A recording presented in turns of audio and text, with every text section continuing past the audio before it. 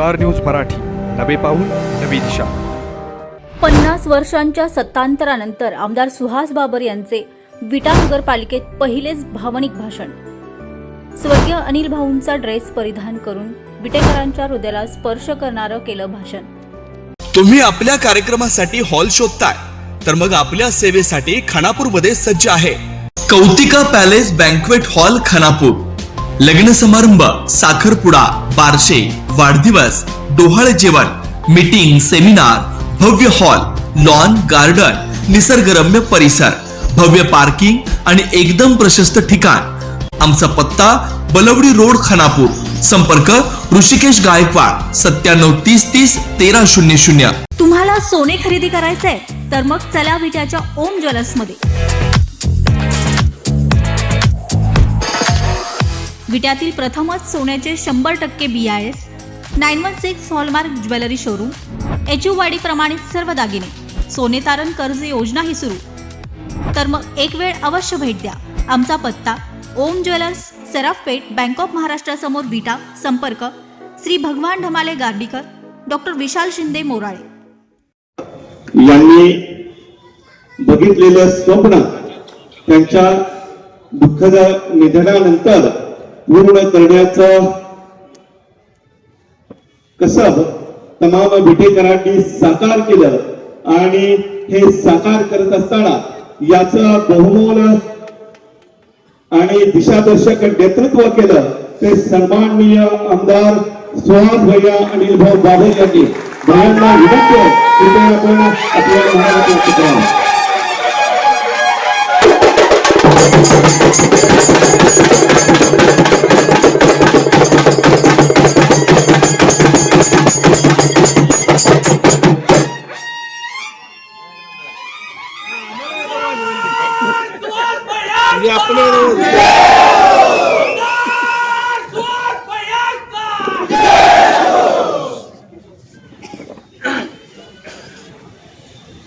गेली 55 वर्ष ज्या व्यक्तीने तमाम विटेकरांनी वाट बघितली त्या ऐतिहासिक क्षणाचे साक्षीदार होण्यासाठी आपण सगळे या व्यासपीठावरती एकत्र आलोय. 2025च्या नगर परिषदेच्या झालेल्या सार्वत्रिक निवडणुकीच्या निकालानंतर गेले अनेक दिवस आपण ज्या गोष्टीची आतुरतेने वाट बघतोय त्या आपल्या नवनिर्वाचित नगराध्यक्षा सौ काजल काठी संजय मेत्रे यांच्या पदभार स्वीकारण्याचे कार्यक्रम आणि सर्व नगरसेवकांचा पदभार स्वीकारण्याचा कार्यक्रम आज या ठिकाणी पार पडतोय.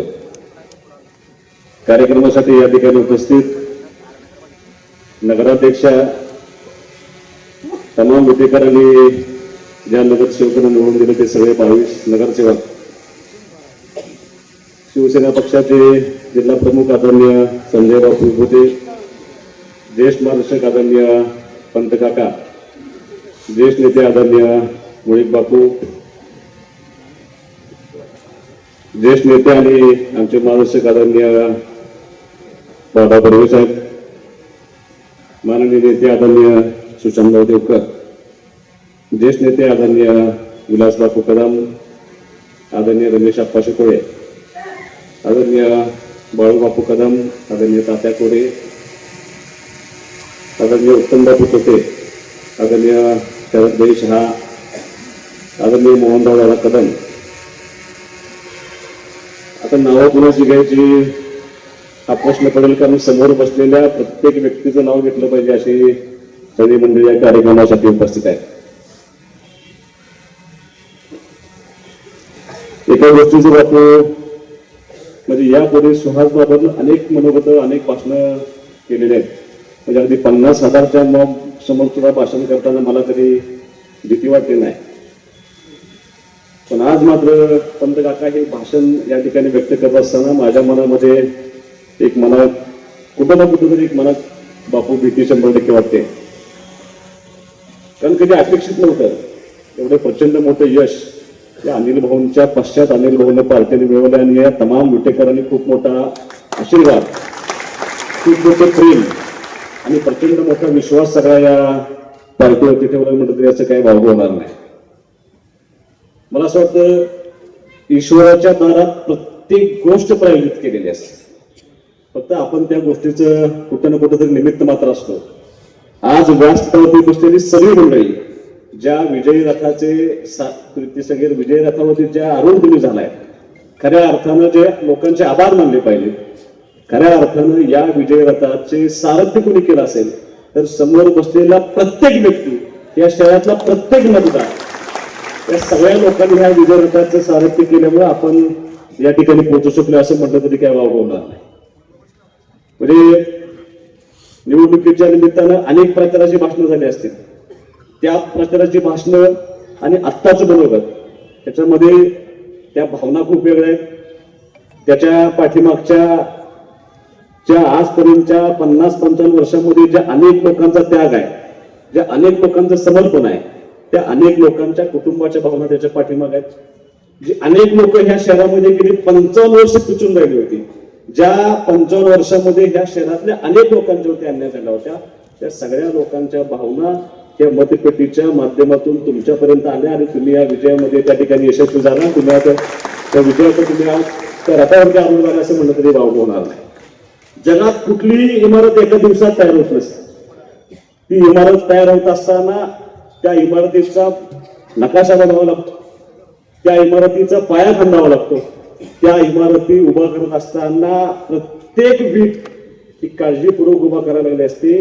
आज तुम्ही ज्या यशाच्या शिखरावरती बसला आहात, तुम्ही ज्या यशाच्या इमारतीवर आरूढ झाला आहात, त्या इमारतीचा पाया भरण्याची जबाबदारी 55 वर्षांमध्ये अनेक लोकांनी केली. अनेक लोकांचा त्याग त्या ठिकाणी आहे. अनेक लोकांनी ह्या शहरामध्ये संघर्ष केलाय. अनेक लोकांनी प्रसंगी अपमान पचवलाय. अनेक लोकांनी पराजय पचवलाय. आणि ते सगळ्याचं फलित काय असेल तर 55 वर्षानंतर आज त्या सगळ्याचं फलित तुम्हाला आपल्याला यशाच्या रूपाने दिसतंय. कोणाचे मानले पाहिजे तर खरे आभार मानले पाहिजे ते त्या लोकांचे मानले पाहिजे. म्हणजे आज काही लोक माझ्या नजरेसमोर आहे. 55 वर्षाचा इतिहास माझ्या देखील अजिबात नाही. पण मी जेव्हापासून राजकारणात आलो, जेव्हापासून मला कळते तेव्हापासून अनेक लोक मी जे बघितले त्या लोकांचं इथे नामोल्लेख करणं अत्यंत महत्वाचं. म्हणजे तुम्हाला पेटे बांधत असताना आज कदम वकील साहेब दादा त्या ठिकाणी आले आणि मला त्या गोष्टीची जाणीव झाली.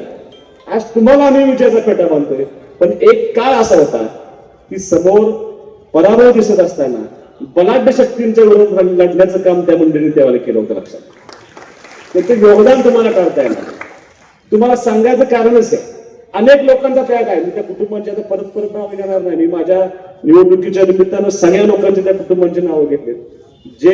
ज्या कुटुंबांनी हे शहर मोठं करण्यामध्ये, ज्या कुटुंबांनी ह्या शहराचा विकास करण्यामध्ये, या शहराचा भौतिक विकास करण्यामध्ये, सर्वांगीण विकास करण्यामध्ये ज्या ज्या कुटुंबांनी योगदान दिले त्या सगळ्या कुटुंबांची नावं घेतली. कदाचित त्या लोकांनी मी बघितलेलं नाही. त्यातल्या अनेक लोकांना मी अक्षरशः त्या कुटुंबाची वाताच झालेली अनेक लोकांनी बघितलं. काही लोकांचे अगदी खुनापर्यंत काही घटना गेल्या आणि इतका प्रचंड त्याग. त्या त्यागानंतर आपण आज या नगरपालिकेमध्ये प्रवेश करताना माझ्या मनामध्ये अनेक शंका कुशंका, अनेक मनामध्ये भीती होती. आणि त्या सगळ्याचं एक पाठीमागं काय होतं, एक दुःख मात्र माझ्या पाठीमागं आजही आहे. मी विधानसभेच्या निवडणुकीमध्ये त्याचा अनेकदा उल्लेख केला होता, पण मी नगरपालिकेच्या निवडणुकीमध्ये ह्या गोष्टीचा अजिबात उल्लेख केला नव्हता. ती गोष्ट अशी होती की माझे वडील आणि माझी आई फक्त आज बघायला नाहीत, ते बघायला असं हवे होते एवढंच फक्त आज माझी इच्छा होती. विधानसभेच्या यशापेक्षा माझ्या दृष्टीनं सगळ्यात मोठं यश कुठलं असेल तर या नगरपालिकेच्या 55 वर्षाची सत्ता उलटून टाकण्यामध्ये जे यश मिळालंय त्याच्यासारखा आनंद दुसरा कुठला. मग कुणी योगदान दिले असे अनेक लोक आहेत. मी त्या लोकांचा आज उल्लेख करणार नाही, पण जे इथं उपस्थित आहे त्या सगळ्या लोकांचा मला उल्लेख करावा लागेल. कदाचित काही लोकांच्या नावावर राहतील, काही लोकांचं मुद्दाम तुम्हाला सांगतो. म्हणजे मी तुमच्या निवडणुकीच्या विजयी सभेमध्ये सुद्धा त्या लोकांच्या नावाचा उल्लेख केला होता. 26 उमेदवार उभा होते नगरसेवक पदासाठी. तुम्ही 22 जण निवडून आला, पण ज्या 4 लोकांचा पराभव झाला त्या लोकांनी त्यांनी दिलेली त्या निवडणुकीमध्ये टक्कर, त्यांनी दिलेली फाईट आणि त्यांनी दिलेल्या निवडणुकीमध्ये जे झुंजवले त्यांनी झुंजवल्यामुळे तुम्हाला हे मोठं यश मिळालं. त्या 4 लोकांना कधी विसरून चालणार नाही. आमच्या साबळेजा असतील, अमर असेल, अमरला तर काही द्याने नसताना अगदी 9 दिवस राहिले असताना मी त्याला सांगितलं की तुला प्रभाग क्रमांक 11 मध्ये उभं राहायचं. त्याने एका शब्दामध्ये त्याने सांगितलं नाही बाबा माझी अडचण आहे, मला तुम्ही माझी बायको विरोध आहे, मला डबल उमेदवार देताय. एक पार्टीसाठी जो निर्णय घेतला तो अमरने मान्य केला. प्रभाग क्रमांक 7 मध्ये माझ्या उज्ज्वला काकी लढल्या 7 मतावर फक्त आणून ठेवलं. सगळ्यात मोठा विजय कुठं असेल तर प्रभाग क्रमांक 7 मध्ये जे यश मिळालं त्या उज्ज्वला काकींना आपल्याला विसरून चाललं. प्रणव हरमुरे प्रभाग क्रमांक 12 मध्ये त्यानं मला पहिल्या दिवशी विचारलं होतं काय जातीचं समीकरण होईल का. मी म्हणलं असं होणार नाही, पण दुर्दैवानं झालं. तर प्रणवचा पराभव होणं तेव्हा शक्य नव्हतं, पण तो लढला, त्याने सगळी ताकद पणाला लावली, म्हणून आपल्या सर्वांना यश मिळालं. त्या दोन्हीच्या बरोबर शिस्ततेने त्या निवडून आणण्यामध्ये त्या दोघांचं खूप मोठं योगदान त्या ठिकाणी. म्हणजे पहिल्यांदा कोणाला विसरलं नाही पाहिजे तर ह्या 4 लोकांना तुम्हाला अजिबात विसरता कामा नाही, कारण तुमच्या यशामध्ये त्यांचा खूप मोठा वाटा आहे. मी मगाशी मोहनदादांचं नाव त्या ठिकाणी घेतलं. तुम्ही आज यश बघताय, पण विधानसभेच्या निवडणुकीला पराभव झाल्यानंतर ज्या वेळेला नगरपालिकेची निवडणूक झाली होती 2012 साली, समोर सगळं दिसत होतं.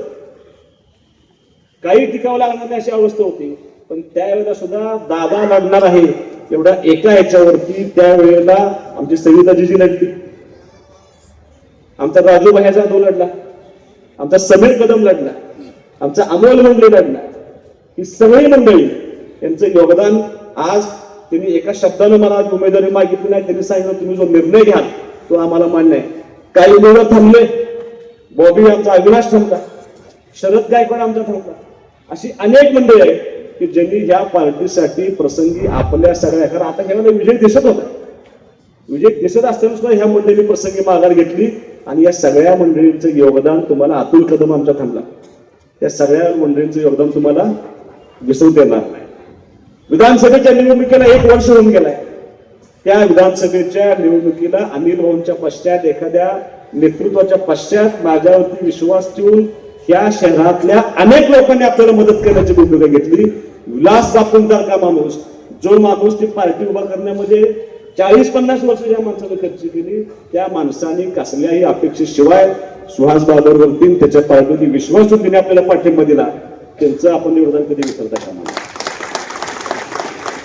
मग विशाल दळाईकर आले असतील, अनेक लोक आता त्याला महेशजी बालचंद्रबाई तुमचे काय नाव घेणार नाही, माझी लहानपणापासून घेणार.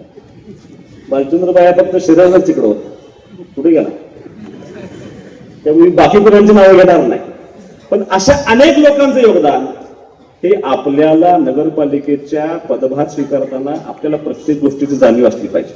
त्याला कारण आहे, ज्या वेळेला नगरपालिकेच्या निवडणुकीचा निकाल लागत होता, प्रत्येक फेरी ज्या वेळेला चालू होती, तुम्हाला कदाचित माहीत नसेल पण मी मारुतीरायाच्या मंदिरात बसतो तो निकाल ऐकायला. आणि काही आता आत मोबाईल नव्हते, विधानसभेच्या निवडणुकीला निकालाबाबतीत एवढी सुद्धा शंका नव्हती, त्यामुळे मनात अजिबात भीती नव्हती. पण ह्या निवडणुकीला इतकं प्रचंड प्रेशर होतं बापू. आणि जशी जशी पहिली फेरी झाली, मला पहिल्या फेरीला फोन आला की 732 मतं नगराध्यक्ष सगळे नगरसेवक पुढे. ज्या वेळेला एक फेऱ्या होत होत्या, अपेक्षित नसताना प्रभाग क्रमांक 3चा निकाल पाहायला लागला. सगळी म्हणायची बाकी सगळं जमत, पण 3चं आहे जमत. म्हणलं 3चं जर जमलं तर सुपडा सापडणार नाही. आणि पहिला निकाल बदला लागला तर प्रभाग क्रमांक 3चा निकाल लागला. कोणतं काका, मी विजयी सभेमध्ये नाथबाबाच्या मंदिरामध्ये छोटेखानी भाषण केलं होतं. ते भाषण फार जणांनी ऐकलं नाही आणि ते भाषण मला वाटतं सोशल मीडियावर पण आलं नव्हतं. पण खूप कमी लोकांना माहित आहे की मी त्या भाषणाच्या वेळेला माझ्या मनामध्ये ज्या घटना घडल्या होत्या त्या घटना मात्र तुम्हाला मी सांगणार. निकालाच्या आदल्या दिवशी मी रेवण सिद्धला पाया पडायला गेलो होतो आणि मी तिथे गेलो संध्याकाळी 7:30-8 वाजले असते आणि मला भाग्येशचा इथे भेटला, भाग्येशचा तराळकर, आणि त्यांनी मास्क लावला होता. मी त्यांना म्हणलं ताई नमस्कार. त्यांना असं विशेष वाटलं की मी त्यांना ओळखलं. मी आज जाताना त्या मंदिरासमोर गेले आणि नतमस्तक करून पाया पडला. तोपर्यंत मनामध्ये मला भीती नव्हती, पण त्यात पाया पडल्या त्या निघून गेल्या. मला मात्र रेवण सिद्धच्या पुढे मी थोडासा हतबल झालो. म्हणून मी अनेक निवडणुका यश अपयश बघितले, स्वतःचं अपयश आलं तरी अंगावरती त्याचं वाईट वाटत नाही, ते आपल्याला सोसायचं असतं. पण नगरपालिकेच्या निवडणुकीमध्ये गेल्या 3 निवडणुकीमध्ये अशी अनेक कुटुंब आहेत की ज्या कुटुंबातल्या महिला आमच्या फक्त सांगण्यावरती की पार्टी टिकली पाहिजे या हेतून पराभव माहीत असताना सुद्धा त्या महिला त्या ठिकाणी उभा राहिल्या होत्या. आमच्या राम अण्णांच्या मंडळी तर म्हणजे आता मला असं वाटायचं की आता काय होतंय पंतकाका, म्हणजे मला पुरुषांचं टेन्शन नाही. मी नगरपालिकेच्या निवडणुकीच्या प्रचाराच्या निमित्तानं पण सांगत होते की मला पुरुषांची काळजी नाही, मला महिलांची काळजी नाही. मी नाथ बाबाला एवढंच सांगितलं, बाबा मला आता माझे वडील असते तर कदाचित एखादं ओझं पेलणं माझ्यासाठी सोपं झालं असतं, पण माझ्या वडिलांच्या पश्चात तुला एवढंच मागणं आहे की आता हा वाईटपणा काय माझ्या खांद्यावरती देऊ नको. ही अनेक कुटुंब आपण पणाला लावून ही सगळी उभा केली, त्या लोकांना यश दे, कारण हे पेरण्यासारखं मला नाही, आयुष्यभराचा पट्टा मला काय लावून घ्यायचं नाही. इतक्या म्हणजे रामानांची मला किती निवडणूक आहे तुमची? 4थी, 3री-4थी निवडणूक. म्हणजे मला इतकं प्रेशर असायचं. आम्ही गमतीने म्हणायचो, रामांना मला सांगायचे की कुठल्याही निवडणुका आल्या एक विशिष्ट प्रकारचे प्रयोग व्हायचे आमच्यावर, त्याच्यावर बापू पण भाषणात बोलत नाही. मग ते आमच्या घरापुढे आणून काहीतरी टाकायचं, उमेदवाराच्या पुढे आणून काहीतरी टाकायचं. मग पूर्वी एक देवस्थान होतं बापू, तिथं काय करायचे, तिथं झाडात खेळा लावून ठेवायचं, फोटो लावायचा आणि त्याला खेळा लावून ठेवायचं. कोणतरी गेलं होतं मागच्या निवडणुकीच्या वेळेला आणि तिथनं मला फोन आला. आलं म्हणलं पहिला खेळ रामानाच्या डोक्यात आहे म्हणून.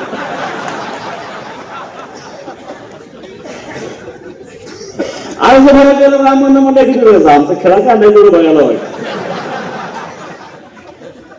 अशा अनेक गोष्टी होत्या की ह्या उभा करत असताना पंत काका निवडणुकीला सामोरं असताना, अर्ज भरत असताना ह्या लोकांना आत्मविश्वास निर्माण करणं, ह्या विटे शहरामध्ये तो आत्मविश्वास तयार करणं आणि ह्या लोकांना परिवर्तनापर्यंत पोहोचवणं ही खूप मोठी जबाबदारी होती. आणि या सगळ्यांच्या उद्या खांद्यावरती घेऊन तुम्हाला जसं वाटतं की कमी वयामध्ये ह्या सगळ्यांना मी सामोरं जाण्याचा प्रयत्न केला, पण मला ह्या विटेकरांच्या जनतेचं, ह्या विट्याच्या तमाम मतदारांचं मनापासून आभार मानायचं आहे की तुम्ही खूप मोठी ताकद या सुहास बाबांना कमी वयामध्ये त्याच्या पाठीमागे उभा करण्याचा प्रयत्न तुम्ही केला.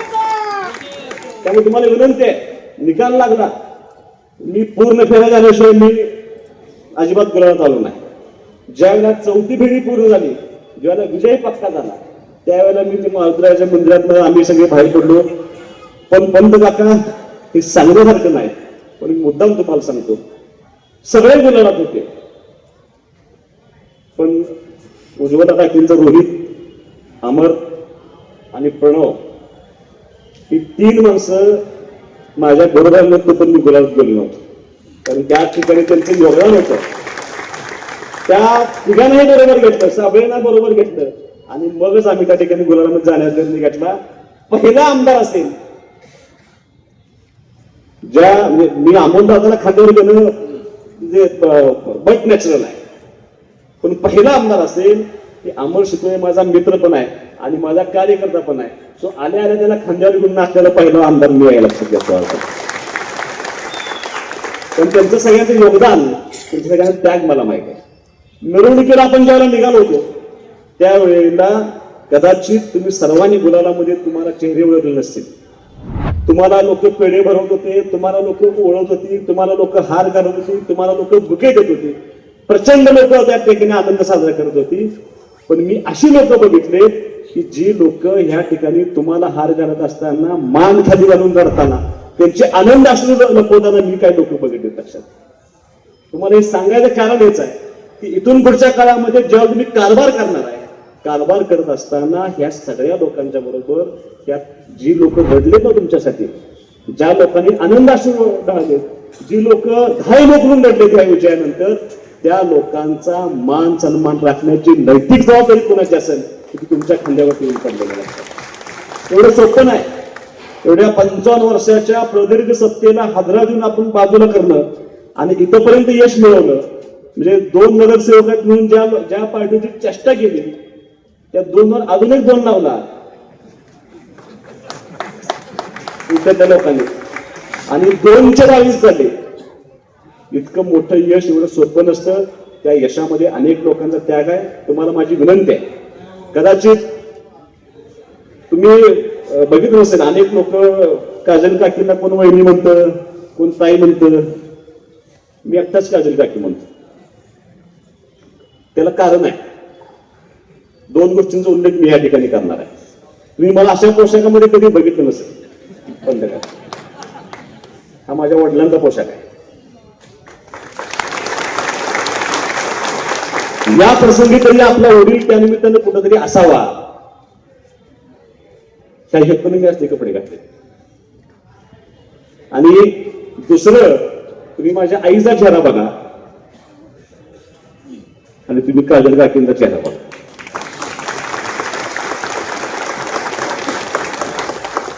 काकी म्हणणं पाठीमाग त्या भावना माझ्या निश्चितपणे येत आहेत. त्यामुळे तुम्हाला सर्वांना विनंती आहे की तुम्ही ज्याला बसणार आहे या खुर्चीवरती, त्यावेळेला या शहरातल्या तमाम लोकांचं काम करणं की आपल्या पार्टीचं ध्येय धोरण आहे. आपली पार्टी जबाबदारीने गेली अनेक वर्ष त्या ठिकाणी काम करते. जे जे शब्द आपण या ठिकाणी निवडणुकीच्या निमित्तानं लोकांना दिले, ते सगळे शब्द पूर्ण करण्याची जबाबदारी तुमच्या सर्वांच्या लक्षात. दादाला त्याच्या मनोगतामध्ये सांगितलं की ताकदीनं काम करण्याचा प्रयत्न तुमच्या सर्वांचा लोकप्रतिनिधी आहे तरी मी करतोय. सगळ्यात मोठी जमेची बाजू कुठली असेल तर ज्या डिपार्टमेंटच्या माध्यमातून नगर विकास खात्याचं काम होतं, सुदैवाने आपले नेते माननीय एकनाथ शिंदे साहेब त्या खात्याचे मंत्री आहेत. लक्षात घ्या, त्यांनी शब्द दिला आपल्याला आणि शब्दाला पक्का असणारा नेता कोण असेल तर एकनाथ शिंदे साहेब. लक्षात घ्या, त्यांनी शब्द दिलाय की विटा नगरपालिका मी दत्तक घेणार. मी तुम्हाला मुद्दाम सांगतो, ते सभेला लेट आले बंद खाता, 10 मिनिटं त्यांनी मनोगत व्यक्त केलं. तुम्ही त्यांना भेटला, तुम्ही आला, बोलला आणि जिंकला असं तुम्ही त्यांना सांगितलं होतं. पण त्या सभेचा परिणाम असा झाला, महाराष्ट्रभर फिरला असताना शिंदे साहेबांनी एकाच सभेचा उल्लेख केला. त्या सभेचे ठिकाण कुठलं असेल ती उलट्याची सभा होती. लक्षात, ज्यावेळेला नगराध्यक्षांना बोलवलं सत्काराच्या वेळेला, त्यावेळेला सुद्धा राज्यभर त्यांनी सभा केल्या, पण एकाच सभेचा उल्लेख केला. त्या सभेचं नाव आहे उठा. लक्षात घ्या, त्यांनी माझं नाव घेऊन सांगितलं. त्यामुळे मला खात्री आहे की इथून पुढच्या काळामध्ये जे जे काम आपण त्यांच्या पुढे घेऊन जाऊ, ते प्रत्येक काम ते निष्ठेनं आणि ताकदीनं आपल्या पाठीमागे उभं राहतील. ते प्रत्येक काम करून देण्याची जबाबदारी पूर्ण राहील. फक्त आता ज्या गोष्टी तुमच्या हातात आहेत, मी तुम्हाला उघडपणे सांगणार आहे.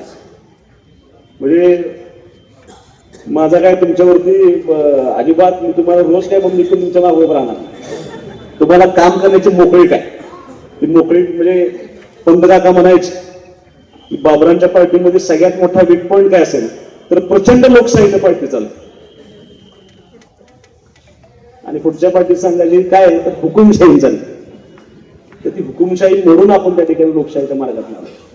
तुम्हाला ज्या गोष्टी आपण नगरपालिकेच्या निवडणुकीच्या निमित्तानं सभेमध्ये सांगितले की ह्या शहरातल्या प्रत्येक नागरिकाचं काम, ह्या शहरातल्या प्रत्येक नागरिकाला असं वाटलं पाहिजे की तोच नगराध्यक्ष आहे. तुमच्या प्रभागातल्या प्रत्येक नगरसेवकाला असं वाटलं पाहिजे की तोच नगरसेवक म्हणून काम करतो.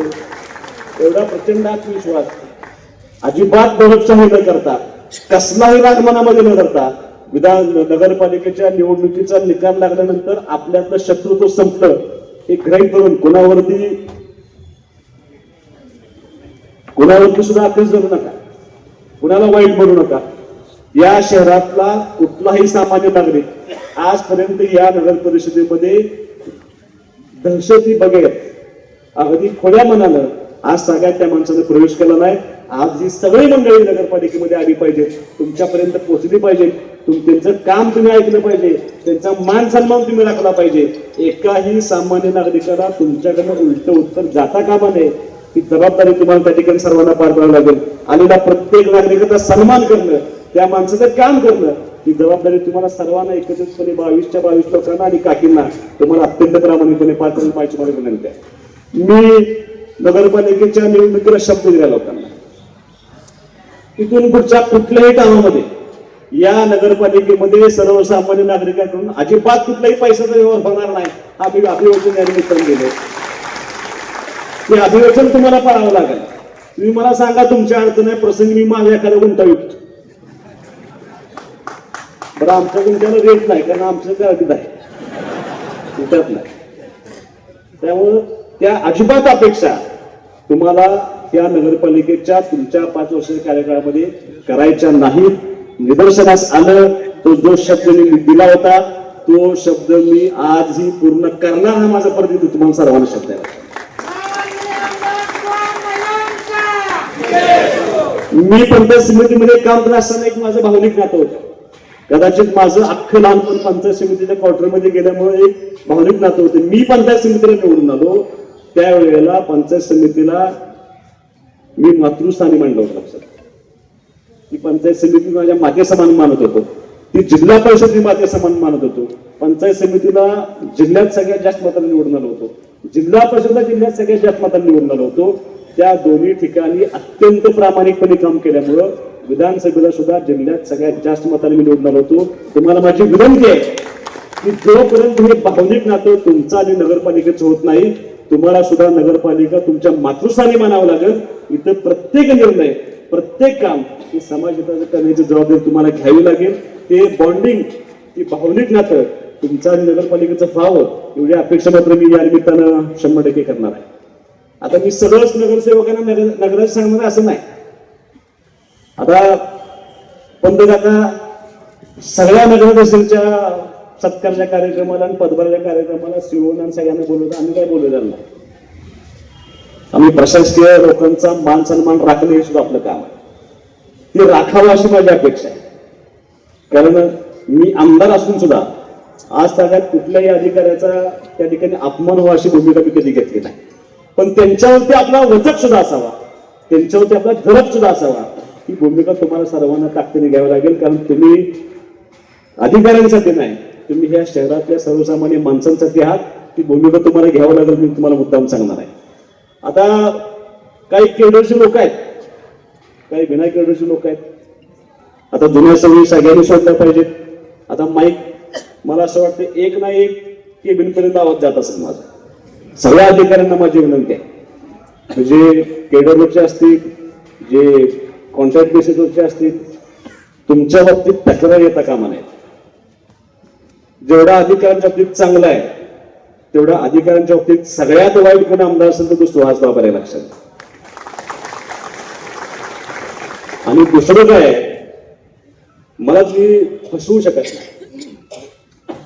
अधिकाऱ्यांना माझी विनंती आहे. दुसरं तुमच्या चहाच्या सुद्धा निंदत नाही मी. त्यामुळे तुम्ही मला प्रेशर करू शकत नाही. मी तुमचा कार्यक्रमच करणार.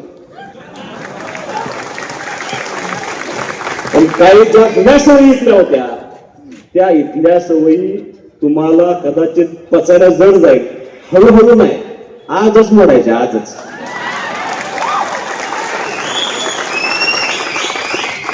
कुणाचं मांडणी कुठे घेऊन तुम्ही तुम्हाला पगार जो मिळतोय ना ते तुम्हाला शासनाचा पगार मिळतोय आणि या विद्यार्थ्या तमाम लोकांची सेवा करण्यात तुम्हाला पगार मिळतोय. कुणाच्या एका कुटुंबाची सेवा करायला तुम्हाला पगार मिळत नाही.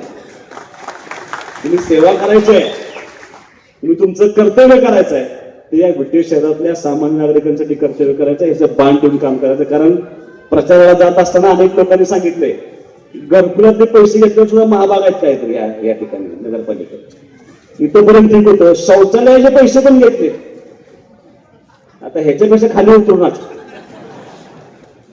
आणि ते चालणार नाही.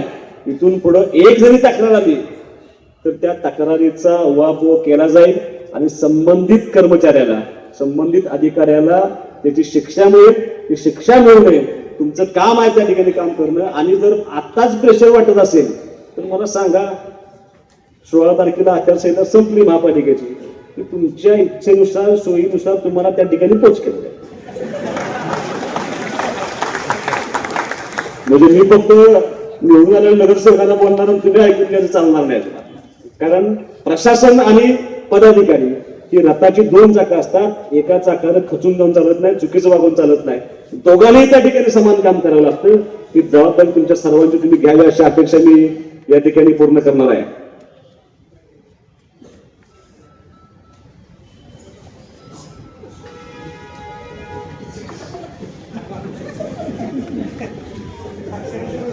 अक्षर ओळखत पण नाही.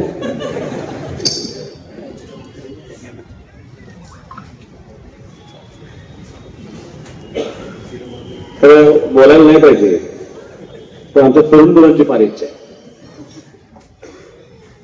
त्या नगरपालिकेच्या प्रणालीमध्ये पहिली सभा अशी होती की ज्या सभेला रोट्यातला एकही गाडा बंद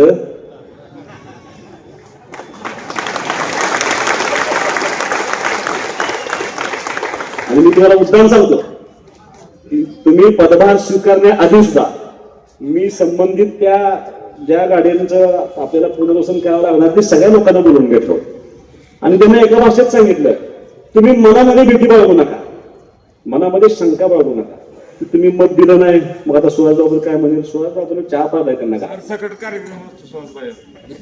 त्यांना चहा पाजलाय माझ्या स्वतःच्या पैशाचा आणि त्यांना विचारलंय की तुम्हाला मी दोन जागा दाखवतो, तुमच्या सोयीनं मला सांगा त्या ठिकाणी कुठं तुम्हाला पुनर्वसित करायचं आहे.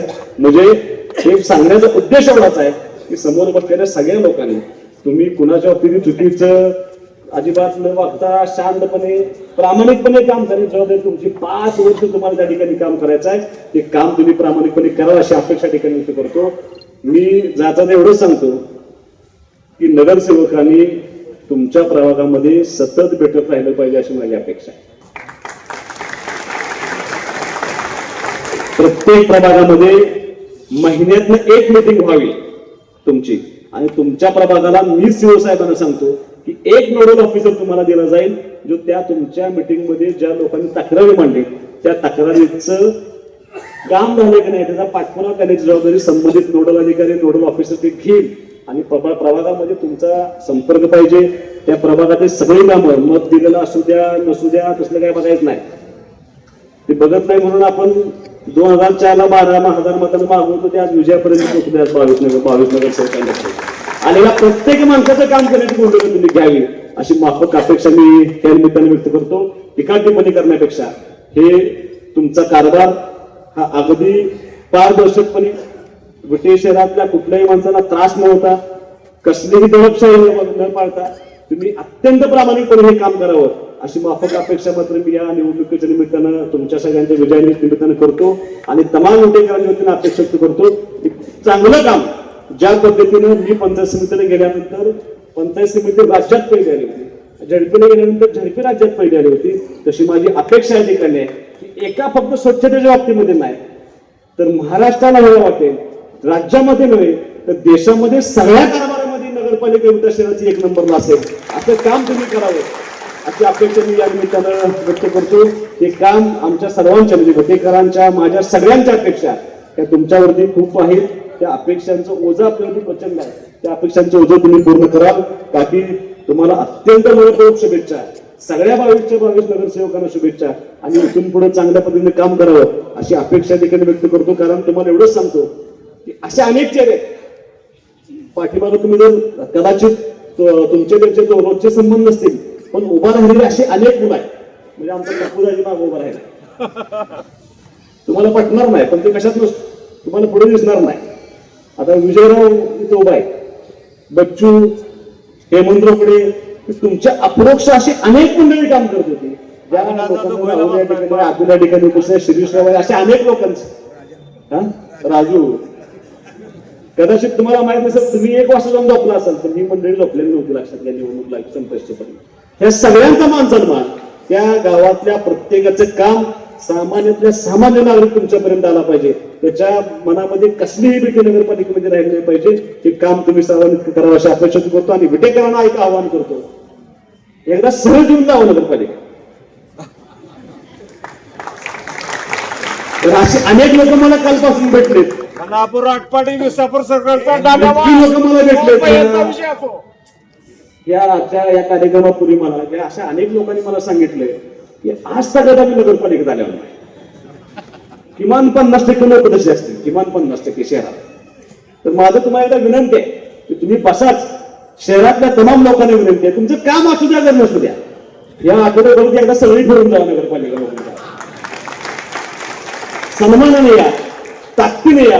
कारण ही नगरपालिका कुणाच्या बापाची नाही तुमची नगरपालिका आहे. तुमच्या सर्वांच्या सर्वसामान्य माणसांची नगरपालिका आहे. ती भावना तुमच्यामध्ये येऊ द्या. तुमचं प्रत्येक काम यांच्यापर्यंत पोहोचवा. हे करून देण्याची जबाबदारी आम्ही सगळे एकत्रितपणे पूर्ण करू. पुन्हा एकदा तुमच्या सर्वांचं आणि तमाम विटेकरांचं मनापासून आभार मानून थांबतो. जय हिंद जय महाराष्ट्र. आपल्या परिसरातील लेटेस्ट बातम्या पाहण्यासाठी स्टार न्यूज मराठी यूट्यूब चॅनलला आत्ताच सबस्क्राईब करा.